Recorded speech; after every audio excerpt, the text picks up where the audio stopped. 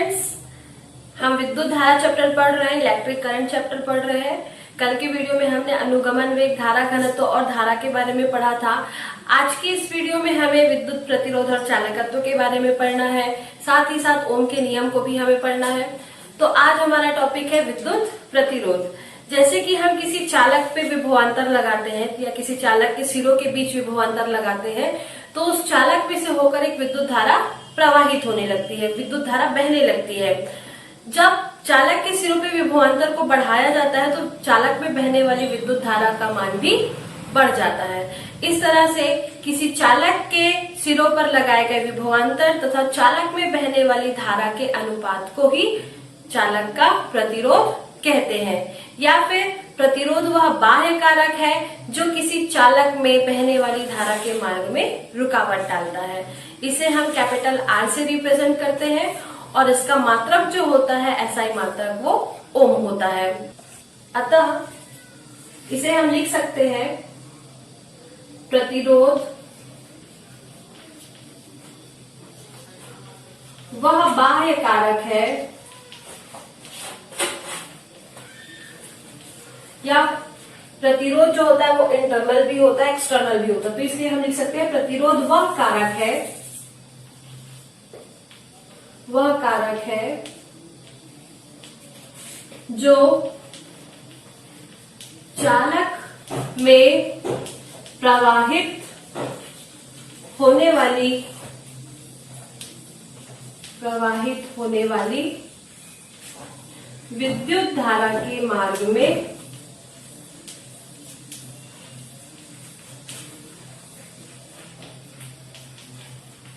में रुकावट डालता है। इसे कैपिटल आर से प्रदर्शित किया जाता है। तो प्रतिरोध वह बाह्य कारक है जो किसी चालक में बहने वाली धारा के मार्ग में रुकावट उत्पन्न करता है, या फिर हम कह सकते हैं कि किसी चालक के सिरों के बीच लगाए गए विभवांतर तथा चालक में बहने वाली धारा के अनुपात को प्रतिरोध कहते हैं। तो प्रतिरोध R बराबर किसी चालक में यदि उत्पन्न विभवांतर हो V और उससे बहने वाली धारा हो हमारे पास I, तो चालक का जो प्रतिरोध होगा R equals to V upon I से रिप्रेजेंट किया जाता है। इसका जो SI मात्रक है, SI मात्रक जो है वो आपका ओम है। इसे एक ग्रीक लेटर ओम के द्वारा प्रदर्शित किया जाता है। यहाँ प्रतिरोध के अन्य भी मात्रक होते हैं। प्रतिरोधों को अन्य मात्रकों में जैसे kilo ohm 1 kilo ohm equals to होता है 10 टू द पावर 3 ओम। इसे सिंबॉलिक में हम इस तरह से 1 kilo ohm equals to 10 to the power 3 ohm लिख सकते हैं। 1 मेगा ओम होता है आपके पास, 1 मेगा ओम में आपका होता है 10 to the power 6 ohm. 1 micro ohm भी होता है, 1 micro ohm equals to 10 to the power -6 ohm से रिप्रेजेंट किया जाता है। अब हम इसके वीबी सूत्र के बारे में बात करते हैं। तो वीबी सूत्र अगर हम इसका देखें, वीबी सूत्र dimensional formula R equals to हमारे पास होता है V upon I। V equals to हमें मालूम है, इससे पहले हमने पढ़ा हुआ है, V जो है विभवांतर, कार्य बटा आवेश, और I इक्वल्स टू हमें मालूम है Q अपॉन T।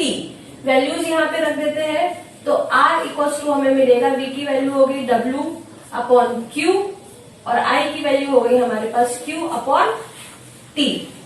इस तरह से R इक्वल्स टू हमें मिलेगा W upon Q into T upon Q।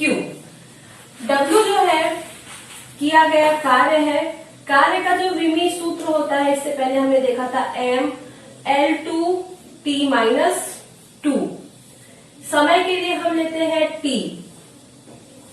और आवेश के लिए हम लेते हैं AT। यहाँ पे भी आवेश के लिए आपके पास आ जाएगा क्या, AT। धारा गुणित समय। तो R इक्वल्स टू हमें मिलेगा ML2, यहाँ पे देखिए t माइनस 2 और t का पावर क्या है 1 है, तो ये आपका हो गया t का पावर माइनस 1 अपॉन AT और AT है तो a स्क्वायर और t का स्क्वायर। ये हमें मिलेगा R equals to ML2 t minus 1, और ये जो आपके अपॉन में है ये अगर ऊपर आया तो a माइनस 2 t माइनस 2। इस तरह से R की जो विमाएं होंगी, विमीय सूत्र होगा वो होगा ML2, यहाँ पे t का पावर जो है आपका -1 है, ये -1 और ये t का पावर -2, तो t का पावर हो गया आपके पास -3 और a टू द पावर -2। ये प्रतिरोध का विमीय सूत्र है। तो इस तरह से प्रतिरोध वह कारक है जो किसी चालक के या चालक में बहने वाली धारा के मार्ग में रुकावट डालता है। अब पढ़ते हैं चालकत्व के बारे में, कंडक्टेंस। चालकत्व जो होता है, विद्युत प्रतिरोध के व्युत्क्रम को चालक का चालकत्व कहते हैं। इसे कैपिटल G से रिप्रेजेंट किया जाता है। विद्युत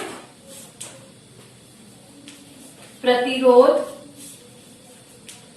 के व्युत्क्रम को चालकत्व कहते हैं या कहा जाता है। इसे कैपिटल G से प्रदर्शित करते हैं। इस प्रकार capital G equals to 1/R। ये है किसी चालक का चालकत्व, प्रतिरोध के व्युत्क्रम को हम चालकत्व कहते हैं। इसके एसआई मात्रक की अगर हम बात करें तो इसका एसआई मात्रक जो होता है मोल या ओम इनवर्स, ओम इनवर्स, और सिंबॉलिक में हम इसे रिप्रेजेंट करते हैं इस तरह से होता है। इसके विमीय सूत्र की बारे में अगर हम बात करें, विमीय सूत्र, तो जैसे हमने प्रतिरोध का विमीय सूत्र निकाला है और ये प्रतिरोध का क्या है अपोजिट, तो ये आपका हो जाएगा m to the power -1 l to the power -2, t का पावर हो जाएगा आपके पास 3 और a का पावर हो गया आपके पास 2।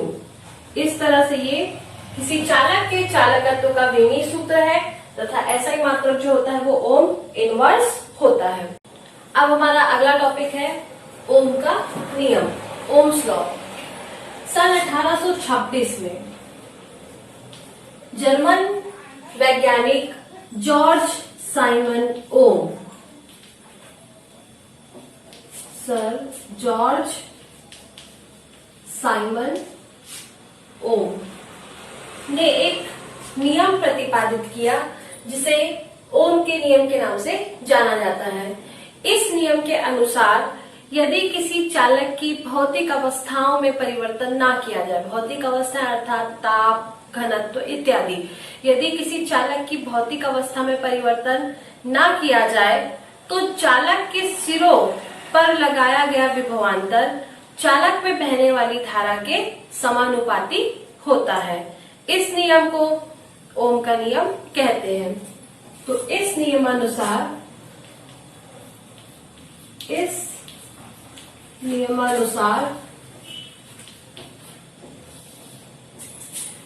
यदि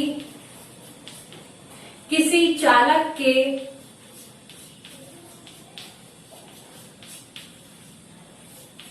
भौतिक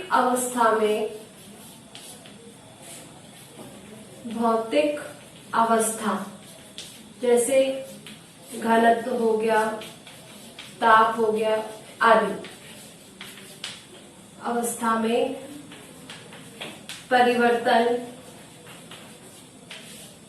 ना हो तो चालक के सिरों पर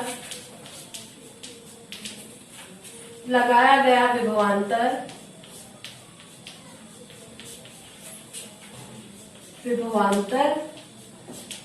चालक में बहने वाली धारा के समानुपाती होता है। समानुपाती होता है अर्थात V समानुपाती I। जब हम इस साइन को हटाते हैं तो हमें एक कांस्टेंट मिलता है R, जिसे चालक का प्रतिरोध भी कहा जाता है। तो R इक्वल टू हमें यहां से मिलेगा V अपॉन I। यदि हम किसी चालक के सिरों पर लगाए गए विभवांतर और उसमें बहने वाली धारा में ग्राफ खींचे तो ये हमें एक सरल रेखा प्राप्त होती है।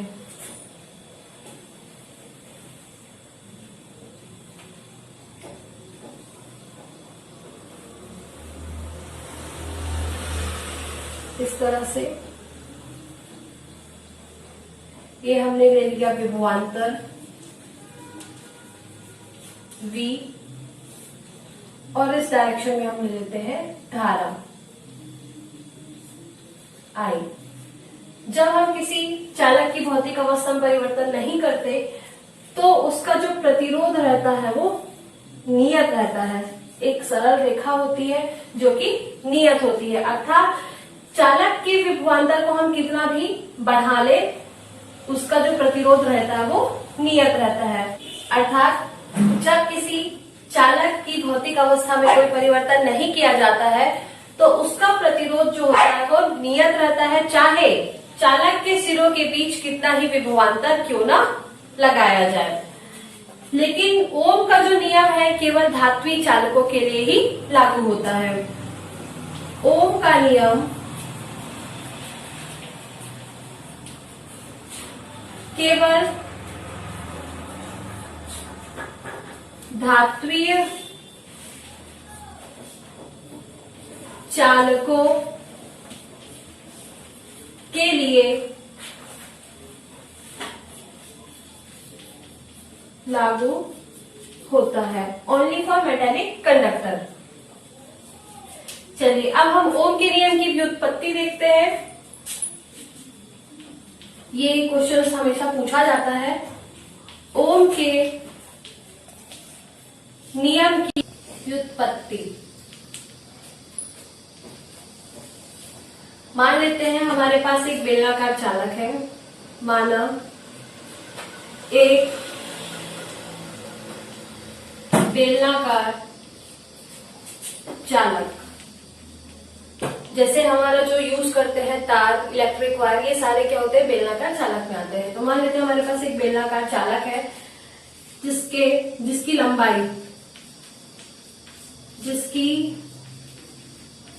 लंबाई L अनुप्रस्थ काट का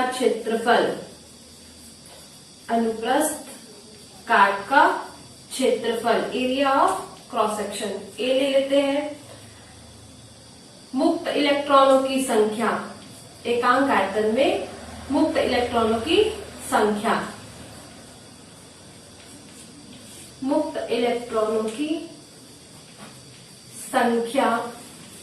एकांक आयतन में।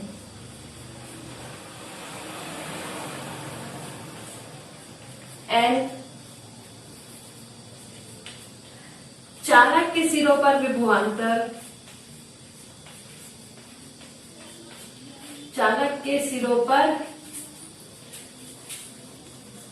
विभवांतर, V बहने वाली धारा I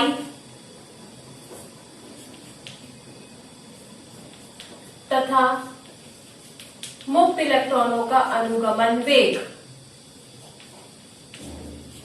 मुक्त इलेक्ट्रॉनों का अनुगमन वेग बराबर Vd है। तो हमें मालूम है धारा और अनुगमन वेग से कि I इक्वल टू होता है NEA इंटू Vd।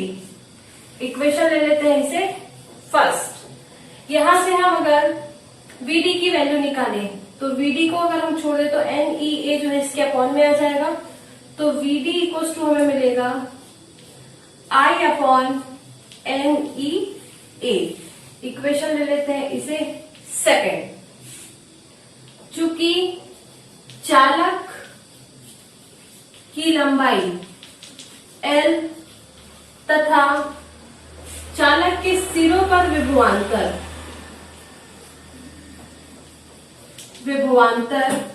V है, तो चालक में विद्युत क्षेत्र की तीव्रता, विद्युत क्षेत्र की तीव्रता E इक्वल्स टू होगा हमारे पास V अपॉन L। यदि प्रत्येक इलेक्ट्रॉन पर आवेश E हो, प्रत्येक इलेक्ट्रॉन पर आवेश बराबर E हो, तो हम जानते हैं विद्युत क्षेत्र की जो तीव्रता होती है E equals to F upon होता है Q। यहाँ पे अगर हम F की वैल्यू निकालें तो F की वैल्यू होगा हमारे पास Q इंटू E। इसी प्रकार प्रत्येक इलेक्ट्रॉन पर हमने आवेश लिया है कितना, E लिया है, तो आवेश Q के जगह पे हमारे पास आ गया क्या, E। तो F इक्वल्स टू हमें मिलेगा E इंटू विद्युत क्षेत्र की तीव्रता। विद्युत क्षेत्र की तीव्रता E इक्वल्स टू हमने अभी निकाला है V अपॉन L। इसकी वैल्यू यहाँ पे हम रख देते हैं, तो F इक्वल्स टू हमें मिलेगा E और E की वैल्यू है V अपॉन L। इक्वेशन ले लेते हैं हम इसे थर्ड। यदि ये जो बल है, इस बल के कारण इलेक्ट्रॉन जो होता है वो त्वरित होने लगता है। तो हमें मालूम है यदि इलेक्ट्रॉन का द्रव्यमान, यदि प्रत्येक इलेक्ट्रॉन का द्रव्यमान बराबर m हो, तो उत्पन्न त्वरण, इलेक्ट्रॉन में उत्पन्न त्वरण A इक्वल्स टू हमें मिलेगा F upon m। Equation third से F की वैल्यू है हमारे पास EV अपॉन L, इसकी वैल्यू रख देंगे तो ये हमें मिलेगा EV अपॉन m L। इस तरह से A इक्वल्स टू हमें मिला EV upon m L। Equation ले लेते हैं हम इसे फोर्थ। चालक के भीतर ये त्वरित इलेक्ट्रॉन जो होते हैं वो धन आयन से बार बार टकराते रहते हैं। किसी इलेक्ट्रॉन का किसी धन आयन से दो क्रमिक टक्कर यानी कि दो बार लगातार टकराने का जो औसत समय अंतराल होता है उसे हम श्रांति काल कहते हैं, और श्रांति काल को हम टाउ से प्रदर्शित करते हैं। यदि श्रांति काल, रिलैक्सेशन पीरियड टाउ हो,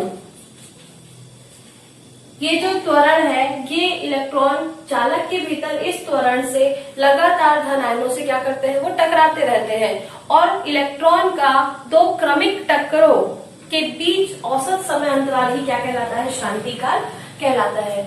जैसे ही कोई इलेक्ट्रॉन किसी धन आयन से टकराता है उसका जो वेग होता है वो शून्य हो जाता है, किंतु इस त्वरण के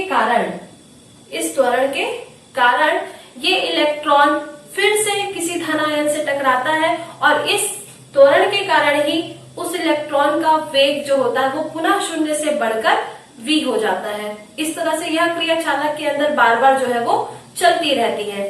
तो अतः इलेक्ट्रॉनों द्वारा इस त्वरण के कारण प्राप्त वेग निकालेंगे। श्रांति काल में इलेक्ट्रॉनों द्वारा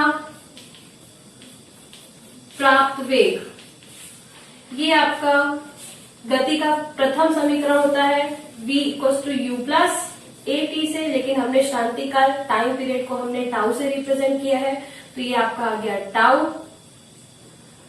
इलेक्ट्रॉन का प्रारंभिक वेग जो होगा वो आपका होता है 0। जब कोई इलेक्ट्रॉन किसी धनायन से टकराता है तो उसका वेग क्या हो जाता है, 0 हो जाता है। किंतु जब ये त्वरण के कारण वो इलेक्ट्रॉन का जो वेग है फिर से किसी धनायन से टकराने के लिए, अगली टक्कर के लिए पुनः 0 से बढ़कर v हो जाता है। तो इस तरह से औसत अनुगमन वेग, क्योंकि यही प्रक्रिया जो है चालक के अंदर बार बार चलती रहती है, इसलिए औसत अनुगमन वेग, औसत अनुगमन वेग को हम vd से रिप्रेजेंट कर सकते हैं, और vd इक्वल्स टू हमें मिलेगा क्या, a टाउ। a टाउ इसको ले लेते हैं हम इक्वेशन 5। इक्वेशन 4 से हम a की वैल्यू रखेंगे। समीकरण 4 से a का मान रखने पर हमें मिलेगा vd इक्वल्स टू a की वैल्यू है हमारे पास e v upon ml into tau. Equation ले लेते हैं हम इसे 6, किंतु समीकरण 2 से, समीकरण 2 से हमारे पास vd की वैल्यू है I अपॉन एन ई ए। समीकरण 6 में मान रख देने पर, समीकरण 6 में vd का मान रखने पर हमें मिलेगा I upon N e a equals to e v tau upon m l. M l का आप यहां मल्टीप्लाई कर दीजिए तो ये आपका आ गया m l upon N e a equals to, यहाँ पे आपका बच गया है e v tau upon i को आप यहाँ पे ले आए, तो ये आपका आ गया आई। इस तरह से अगर हम v की वैल्यू निकाले तो e और टाउ को भी हम यहाँ पे ला सकते हैं। तो m अपॉन n, यहाँ पे ऑलरेडी एक e है हमारे पास, ये वाला e आ जाने से e का स्क्वायर टाउ और l upon a equals to v upon i। इसे हम ले लेते हैं इक्वेशन 7।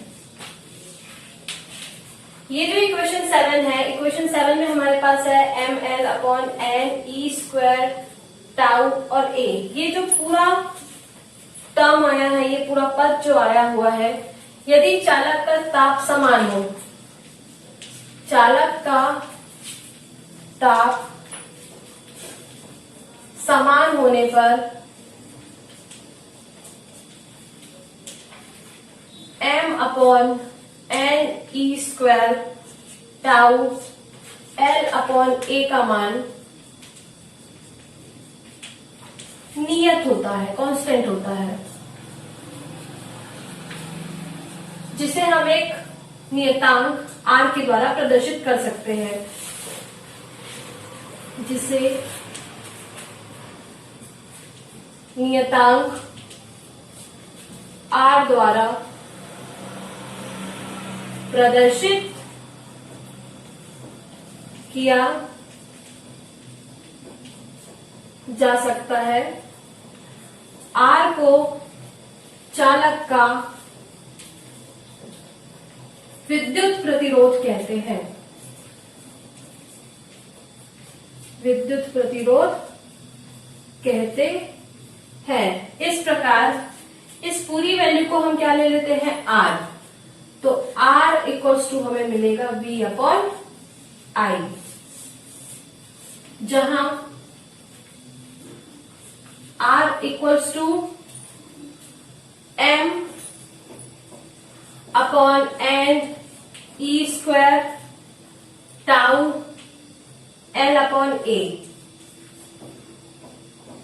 इस तरह से किसी चालक का प्रतिरोध R जो है हम देख सकते हैं R equals to m upon e square l upon a 1 upon n और 1 अपॉन टाउ। देखिए ये जो किसी चालक का प्रतिरोध है वो चालक की लंबाई के समानुपाती, यहाँ पे हम देख सकते हैं चालक की लंबाई के समानुपाती। दूसरा है किसी चालक का प्रतिरोध चालक के अनुप्रस्थ काट के क्षेत्रफल के व्युत्क्रमानुपाती, चालक के प्रति एकांक आयतन में उपस्थित मुक्त इलेक्ट्रॉनों की संख्या के व्युत्क्रमानुपाती तथा श्रांति काल के व्युत्क्रमानुपाती होता है। इस तरह से सभी चालकों के लिए इलेक्ट्रॉन का द्रव्यमान और इलेक्ट्रॉन पर आवेश का जो मान होता है वो नियत होता है, कांस्टेंट होता है। इस तरह से R का जो मान है चालक की लंबाई, उसके अनुप्रस्थ काट के क्षेत्रफल, एकांक आयतन में मुक्त इलेक्ट्रॉनों की संख्या तथा श्रांति काल टाउ पर निर्भर करता है। इस तरह से आज हमने ओम का नियम देखा। यही आपका क्या है, ओम का नियम है। ओम के नियम की व्युत्पत्ति है। ओम का नियम ये कहता है कि यदि किसी चालक की भौतिक अवस्था में कोई परिवर्तन ना किया जाए तो चालक के सिरों पर लगाया गया विभवांतर उसमें बहने वाली धारा के समानुपाती होता है। इस तरह से आज हमारा ये टॉपिक ओम का नियम कंप्लीट हुआ। आगे वीडियो में हम फिर मिलेंगे। धन्यवाद।